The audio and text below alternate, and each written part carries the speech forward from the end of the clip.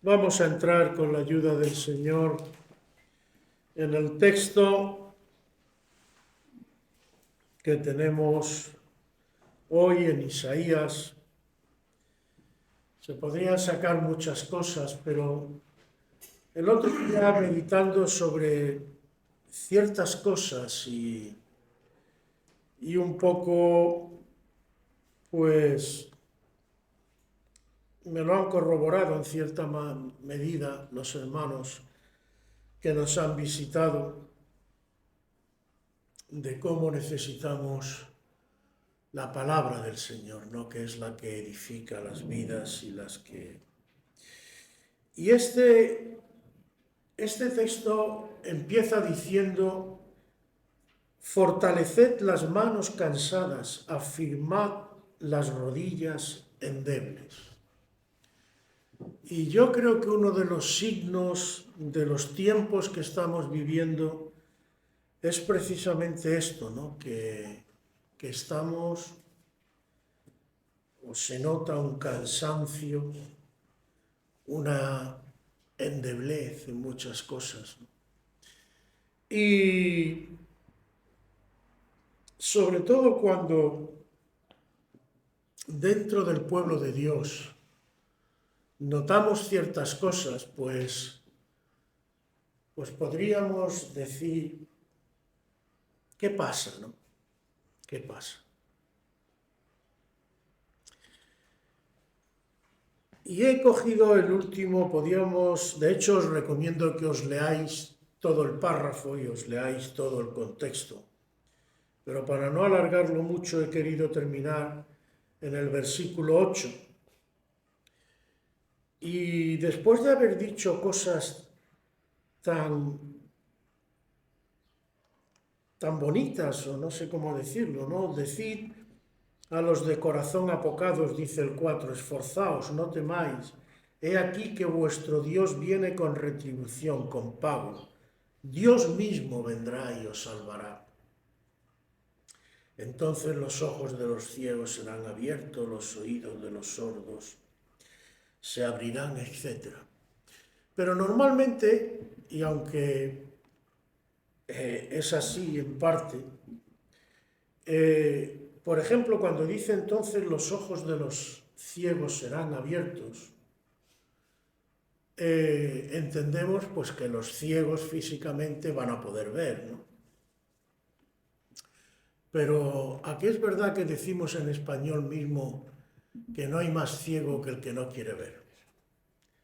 Entonces, creo que también es bueno que tengamos en cuenta que hay una ceguera y una sordera que no son físicas, sino que tiene otro carácter. De hecho, cuando el Señor, por ejemplo, le dice a los discípulos: dejadlos porque son ciegos, y si el ciego guía al ciego, ambos caerán en el hoyo. En el contexto que está dicho eso, verdad que no se refiere tanto a la ceguera física como a la ceguera espiritual, porque el Señor está hablando en ese contexto, está diciendo: si ellos no ven la luz de Dios y son ciegos para ver la luz de Dios y se guían unos a otros, pues ¿cómo va a terminar la cosa? Que los dos van a terminar cayendo en el hoyo. Y meditaba sobre todo esto, hermanos, porque en el versículo 8, como decía, dice una cosa muy importante. Dice: habrá allí calzada y camino, y será llamado camino de santidad. No pasará inmundo por él, sino que él mismo estará con ellos. El que anduviere por este camino, por torpe que sea, no se extraviará. ¿Qué será este camino? Camino de santidad, lo llama el Señor mismo. Y nos dice que tiene unas características muy especiales. porque nos dice que incluso la persona que sea torpe, la persona que no sea muy lista, la persona que no sea muy espabilada, no se saldrá del camino. Y nos dice, por torpe que sea, no se extraviará, no pasará inmundo por él. Cosa interesante, es un camino en el que el inmundo no puede. Es decir, el que está inmundo significa dentro del mundo. O sea que es un camino en el que solo pueden circular cierta clase de personas, que después entraré un poco más en detalle. Sino que Él mismo estará con ellos, Dios mismo. La presencia de Dios está en este camino, de tal forma que esa presencia produce el que no pueda haber inmundicia y al mismo tiempo no te puedes extraviar, entre otras cosas. Y esto me llamaba la atención y meditaba, le daba vueltas, no sé por qué además, porque viendo también incluso a veces dentro de las iglesias lo que está pasando, muchas veces la apatía y no sé cómo decirlo, a veces creo, por lo menos es una sensación mía personal, no lo sé, que venimos a la iglesia, venimos como el que va con el avión con el piloto automático. Venimos, nos reunimos, cantamos, oramos, pero como decía antes en la alabanza, y ojo que hay un versículo que cuando me lo dijeron la primera vez, a mí se me pusieron los pelos de punta. Hay un versículo, me acuerdo que fue Alberto Araujo el que me lo dijo. No me acuerdo si está en Isaías o en Jeremías, no me acuerdo muy bien de qué. Creo que es un profeta, dice, creo que es Jeremías, si no recuerdo mal. Maldito el que hiciere indolentemente la obra del Señor. Maldito. ¿Y qué significa la indolencia? La indolencia significa lo contrario del fervor, de la pasión, del interés por algo. Es decir, que la idea es que la persona que hace las cosas de Dios de forma, bueno, voy al culto porque tengo que ir. Voy mecánicamente haciendo las cosas. No va a obtener lo que quiere. Y desgraciadamente, hermanos, esto me hace meditar. Voy a intentar ser, por supuesto no estoy juzgando a nadie, cada uno que se examine a sí mismo. Yo no soy nadie, no soy juez. Simplemente, digamos que os estoy hablando en esta mañana un poco, contando impresiones mías, por si el Señor quiere hablaros a vosotros. Pero los que, por ejemplo, como José más me conocen desde mi conversión, yo he ido viendo, y me queda mucho que aprender, pero ya tengo, no muchos tampoco, pero algunos años en el Señor. Y yo no sé vosotros qué impresión tenéis, pero desde los días de mi conversión, que por supuesto no es que fueran perfectos, a los días que vivimos hoy, vamos a usar simplemente la palabra relajación. No voy a ir más lejos. Pero yo he ido viendo cómo en las iglesias, en el pueblo de Dios en general, ha habido como una especie de relax. Antes se tomaban las cosas de otra manera. La palabra de Dios era más seria. Yo me acuerdo, y además como he vivido esto, por eso para mí supongo a lo mejor es tan importante, pero yo me he criado de crío en una iglesia protestante, como se decía entonces. Yo, por la gracia de Dios, soy lo que soy, no tengo ningún mérito, pero no me he criado, por ejemplo, en un contexto católico o en un contexto ateo. Yo he conocido la Biblia desde pequeñito. Y llegó un momento en que me aparté.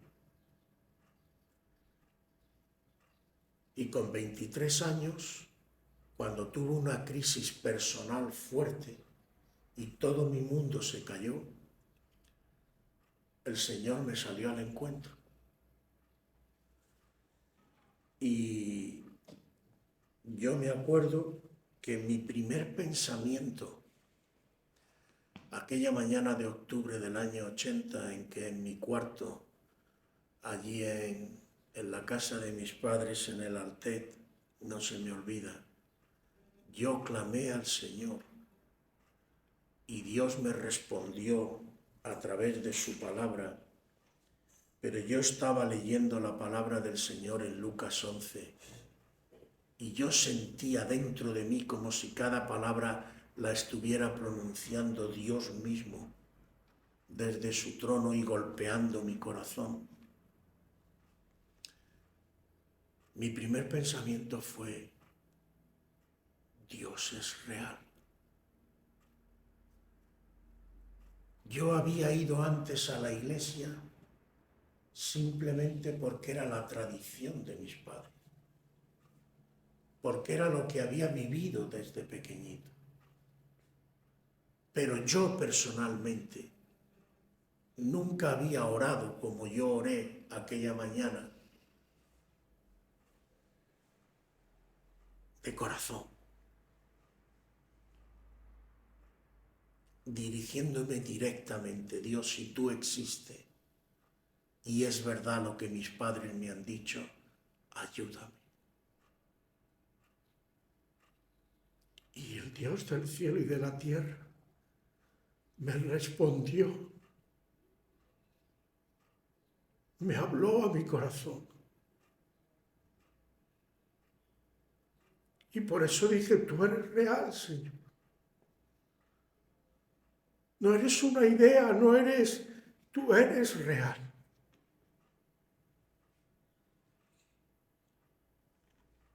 Mi vida cambió por completo.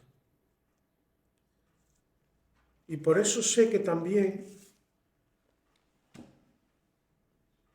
cada uno de nosotros tiene que vivir su propia experiencia. Pero hay un problema a veces, hermanos. El otro día escuché a un pastor que me dijo, que lo estaba escuchando por internet, y estaba hablando de cuando Adán y Eva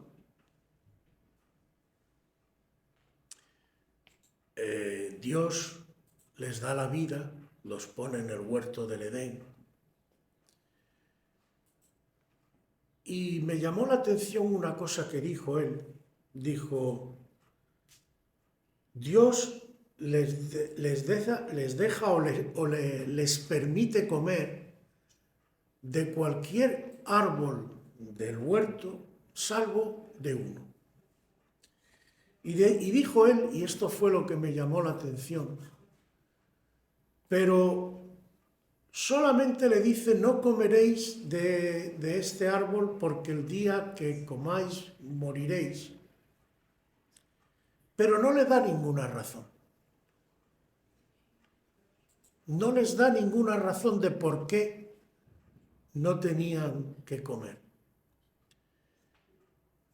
Y él dijo, y esto fue lo que me tocó, él dijo que ¿por qué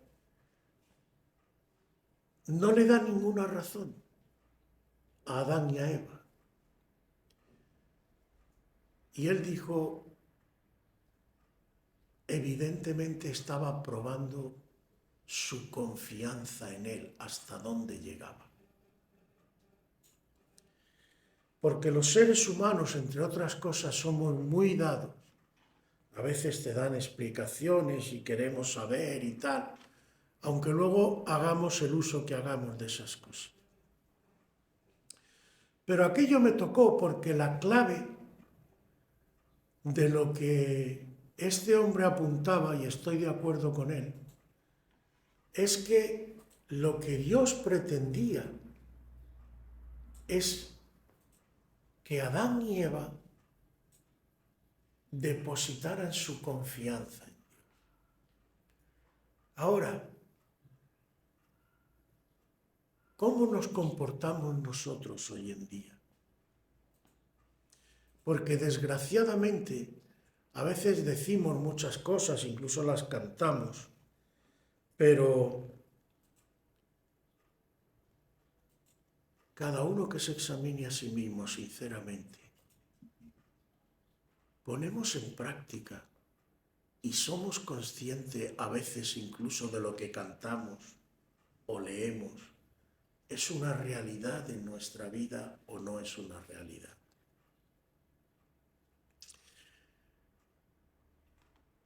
A la iglesia viene mucha clase de gente, aquí no se le cierra la puerta a nadie. Pero podríamos decir, por ejemplo, ¿cómo es posible que si vienes a la iglesia, si dices que confías realmente en el Señor, si te comportas de la manera adecuada, etcétera,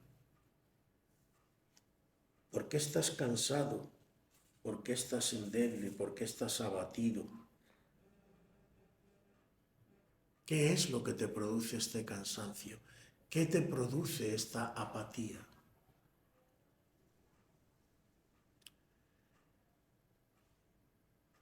¿Qué significa la apatía? Si lo tomamos así. Apatía significa falta de interés. Como diríamos hoy en un lenguaje más actual, paso del tema. Hago lo justo. Claro, si yo hago lo justo, a veces quiero obtener resultados. Es como si yo, por ejemplo, dijera, bueno, yo voy a sembrar 3 granos en el campo, lo voy a repartir bien, eso sí, 2 en una esquina, el otro en la otra y otro en el centro. Y a ver si se me llena el campo de fruto. Tú has plantado 3 granos y quieres que se te llene de fruto el campo. Muchacho, ¿por dónde vas? Y a veces, hermanos, entramos en una mecánica, en una rutina de cosas. Pero ¿por qué entramos en esa rutina? Cuanto más vueltas le doy, y viendo esto,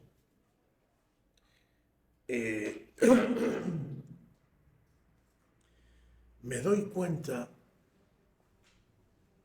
de dónde está el problema realmente.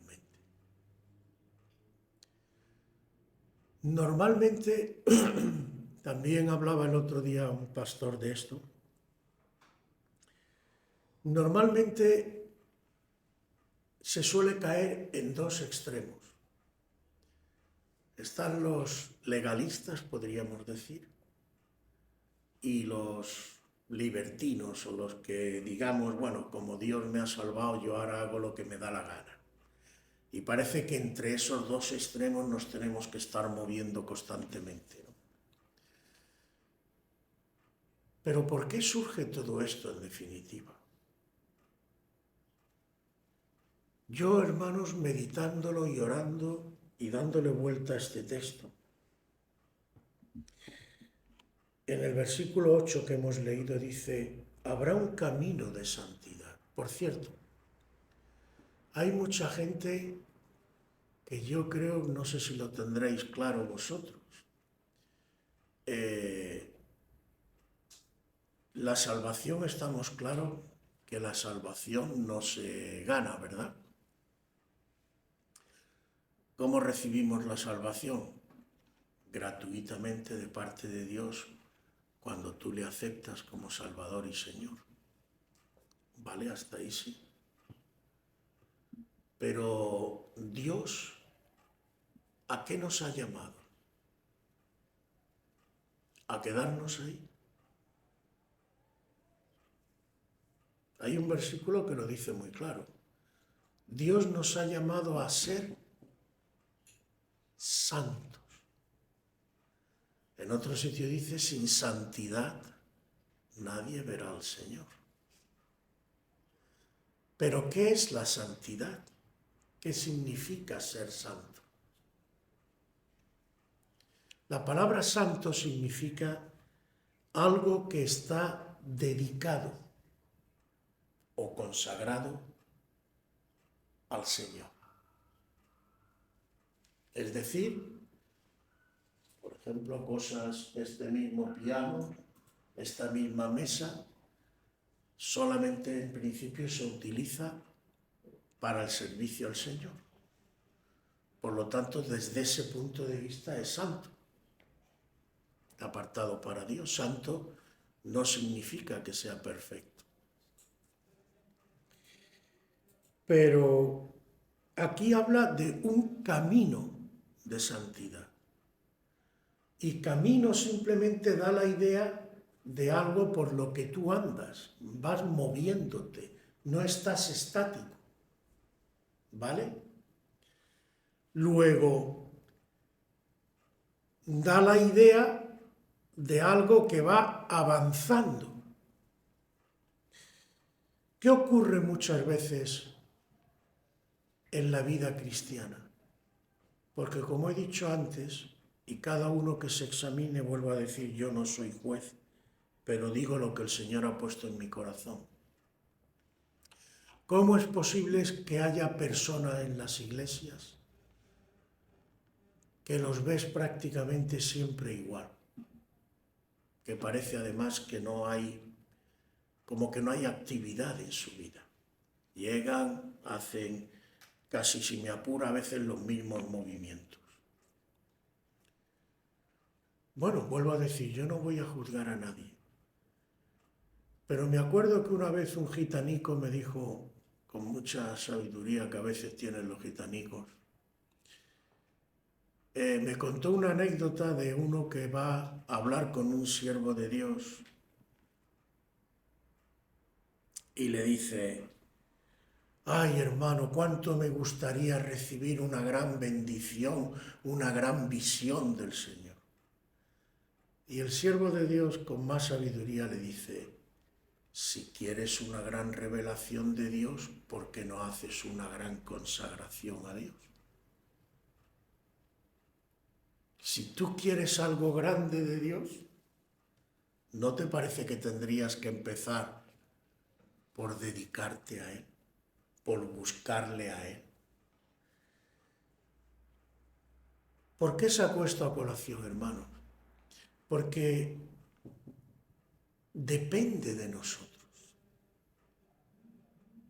Uno de los grandes errores, no sé si te han dicho a ti sobre todo, especialmente en la cultura que viene del ámbito católico, como tienen todo el santoral y tienen todo, parece que para llegar a Dios necesitas la escala de Jacob y tienes que pasar por no sé quién que interceda por mí, que no sé cuánto, esa idea de que tú puedas ir directamente a Dios, les choca mucho, ¿no? Entonces, claro, cuando tú tienes esto en mente, pues tienes dificultades para acercarte al Señor y para ver las cosas desde otra óptica. Y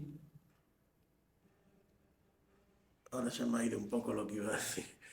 Pero bueno, lo que quiero decir por donde voy es que cuando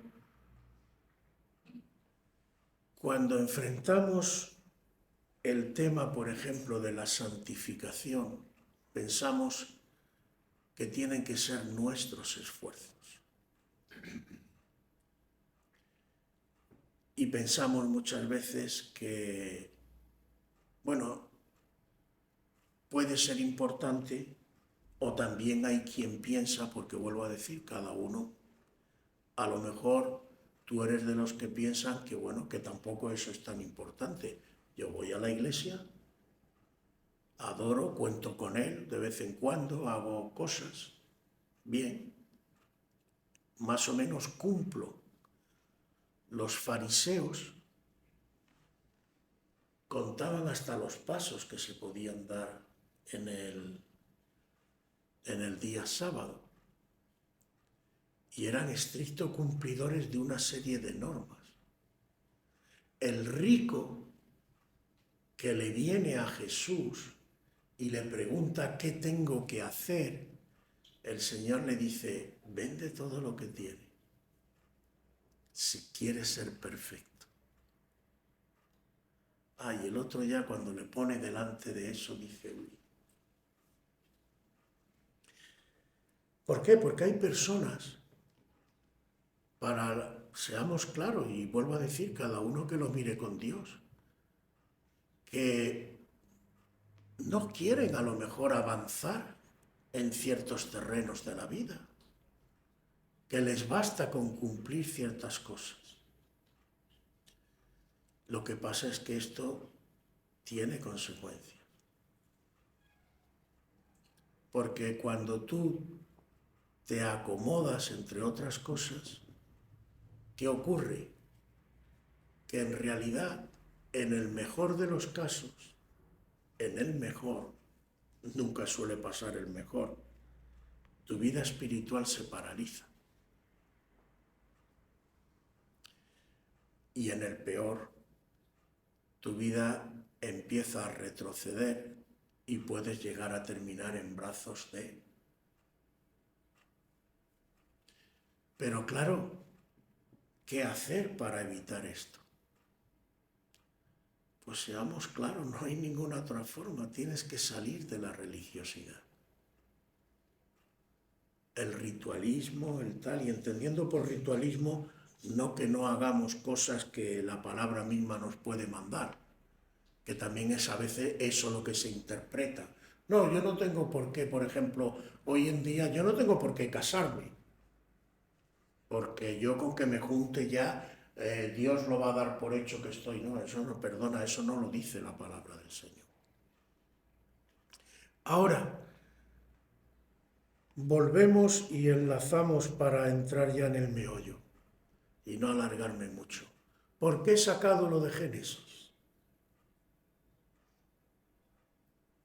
¿Por qué Dios prueba a Adán y a Eva en la confianza? Porque la clave de todo es la confianza. Si tú has conocido al Señor y el Señor se ha presentado en tu vida, yo sí te diría que te hicieras una pregunta. Tú para ti mismo a solas con Dios, pero seriamente, ¿qué lugar ocupa Jesús en mi vida? ¿Qué es en mi vida Jesús? ¿Qué lugar ocupa? ¿Qué importancia tiene para mí Jesús? Porque depende de la importancia que tenga Jesús en tu vida, tú tendrás más o menos interés en Él. ¿Qué ocurre cuando tú, por ejemplo, estás enamorado o estás enamorada? A que quieres pasar lo más tiempo posible con la persona que amas. ¿Te obliga a alguien? ¿Te lo dice alguien? ¿O te sale de dentro? Examínate, por ejemplo, a ti mismo. Otra pregunta que te hago.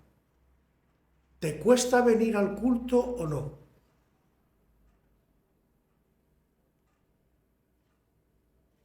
¿Qué lugar tiene las cosas de Dios? Porque cuando tú amas a alguien y te interesas por esa persona,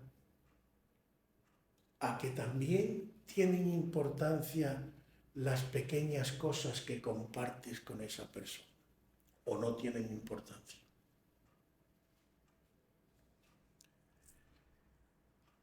Alcanzar cuotas cada vez mayores de santidad no consiste en que yo intente por mí mismo cumplir toda la ley, y mucho menos consiste en que yo diga Cristo me ha salvado y ya está.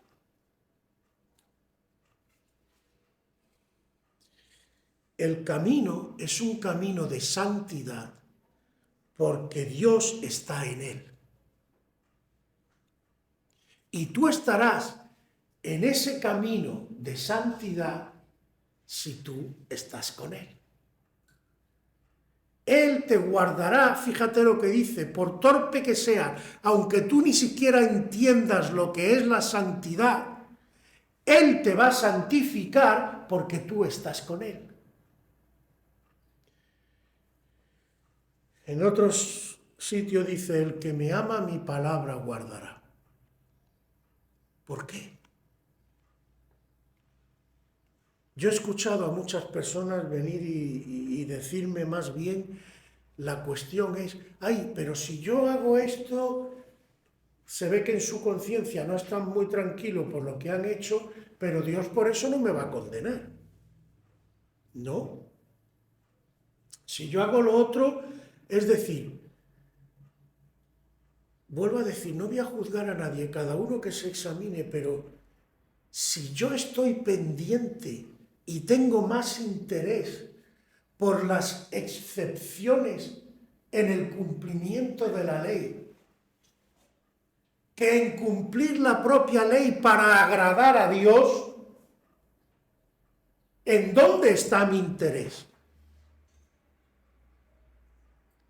Porque es que cuando tú quieres agradar a la persona de Jesús, porque eres consciente del amor de Jesús hacia ti, de lo que ha hecho por ti, ¿cómo es posible que si tú de verdad amas al Señor, no quieras agradarle? Te digo más, ¿cómo es posible que si tú de verdad amas a Jesús y metes la pata, no te sientas mal por haber metido la pata? No me cuadra, hermanos. No tiene lógica.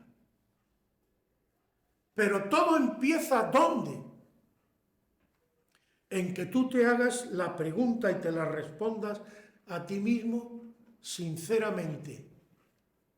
¿Qué es Jesús para mí? ¿O quién es Jesús para mí? Pero en este caso más bien es ¿qué es Jesús? Es decir, ¿qué representa? ¿Qué lugar ocupa en mi vida? ¿Qué interés tengo yo por Él? ¿Qué me interesan más, las cosas del mundo que Jesús? ¿Qué me interesa más, mi propia rutina diaria que Jesús? ¿En qué consiste mi vida espiritual?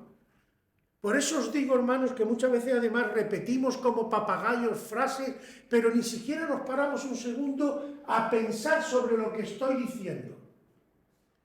Todo lo puedo en Cristo que me fortalece. Muy bien, ¿eso qué significa? Ya no vivo yo, mas vive Cristo en mí. Muy bien, ¿eso qué significa? ¿Qué significa decir que Cristo vive en mí? ¿Qué significa? ¿Me entendéis, hermanos, por dónde voy? Es clave esta pregunta y es clave la respuesta que le demos. Porque pensemos, bueno, tendría que decir muchas cosas, pero no me puedo alargar. Una cosa más y espero cortar para que ya no se nos haga demasiado tarde. Hoy nos hemos pasado bastante. Pero vamos a ver, si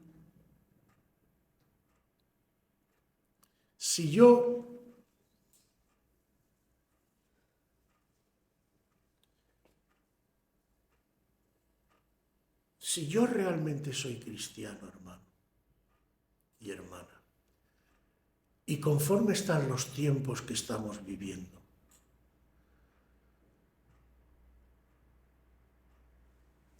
yo tengo que ser consecuente con lo que yo digo, porque os voy a decir una cosa. Primero,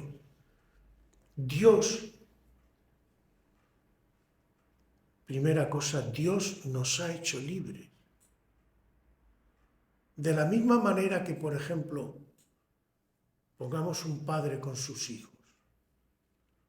En principio un padre normal, porque hoy ya además hay que matizar tanto con todo lo que se está viendo que ya, por eso digo que tiene tantas derivadas que nos podíamos volver locos. Pero un padre normal ama a sus hijos por igual. Ahora, ¿por qué siempre normalmente en todas las familias se suele decir es que este es el preferido, el otro es no sé cuánto?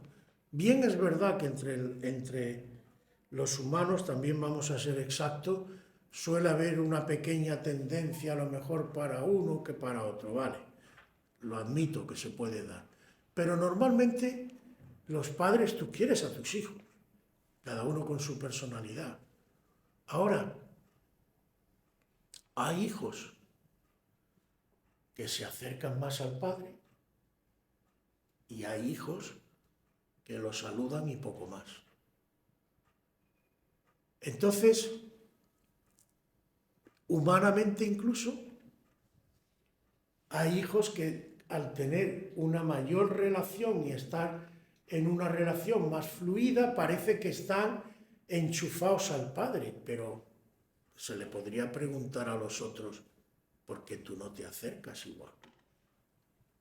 ¿Por qué tú no hablas con tu padre? ¿Por qué tú no tratas a tu padre de otra manera?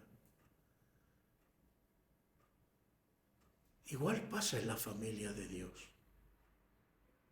Dios no tiene preferencias por unos hijos más que por otros. Ahora, Dios nos ha dado libertad y ama la libertad que nos ha dado. Entonces Dios no nos va a obligar a acercarnos a Él. Porque no es lo que Él quiere. Él quiere que tú te acerques a Él de forma voluntaria, amorosa, simplemente porque Él para ti sea importante. Y le tengas en tu corazón. Y esta es la clave, hermano. Cuando tú amas a tu Padre Celestial, y hoy es el Día del Padre, y hablamos de los padres terrenales, pero pocas veces nos acordamos de felicitar, por ejemplo, a nuestro Padre Celestial. Y ojo, y no voy a entrar en más, porque hoy hay muchas cosas y tal, pero lo digo bien claro, porque a veces hasta dentro de las iglesias quieren llamar a Dios no sé qué cosa rara. Dios se nos ha revelado como Padre. Y en la Escritura Él se revela como Padre, por algo será. Con todo lo que Padre significa. Claro que la figura del Padre está muy desfigurada y muy tal. Pero Él nos dice, vosotros cuando oréis, oraréis así. Padre nuestro que estás en los cielos. Pues hoy acordaos de felicitar a vuestro Padre celestial. Y si Él es Padre, los demás somos Padre porque la gracia y la misericordia de Dios nos lo ha concedido. Y si somos Padre es porque Él es el verdadero Padre. Aunque no pegue mucho, pero podríamos decir que Él es el Padre de los padres. Nuestro Padre celestial. ¿Qué relación tenemos con Él? ¿Nos acercamos? ¿No nos acercamos? La santidad, la verdadera santidad, es un camino. Es un camino de comunión, de presencia de Dios en nuestras vidas. Porque es Dios quien te santifica, pero Dios no va a poder santificarte, porque como he dicho y termino, Dios trabaja respetando tu libertad y no te va a obligar.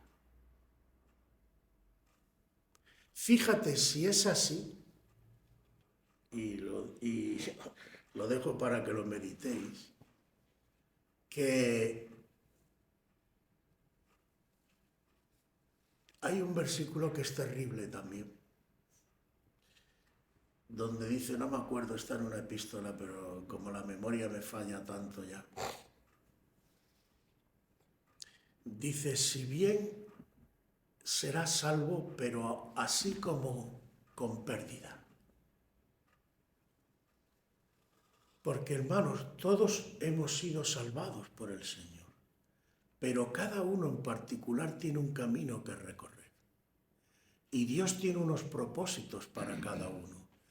Y Dios tiene un propósito de santidad para cada uno. Pero se puede dar, está en la palabra, se puede llegar a dar el caso de que tú seas un descuidado con tu salvación, de que no quieras crecer, y el Señor, pues a lo mejor en su misericordia, te salva. Pero dice la Biblia que serás salvo con pérdida. Tú vas a notar una pérdida. No solo no vas a ganar, sino que vas a notar pérdida. No te dicen qué consiste esa pérdida, aunque podemos imaginar varias cosas. Pero lo que está claro, lo que sí dice, es que hay pérdida.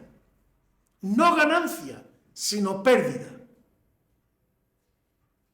¿Por qué? ¿Será quizás por haberte tomado la obra del Señor a la ligera? O lo que es peor, por no haberle dado al Señor el lugar que le corresponde en tu vida. Pero hermanos, yo quiero animarte, porque el texto dice que el Señor, léerlo todo, va a abrir camino en la soledad. No tengas miedo, hermanos. Toda la parálisis es porque Satanás te viene a soplar al oído cosas que no son de Dios. Dios hace la obra, solo te pide una sola cosa, una nada más. Confía, hijo mío, confía, hija mía.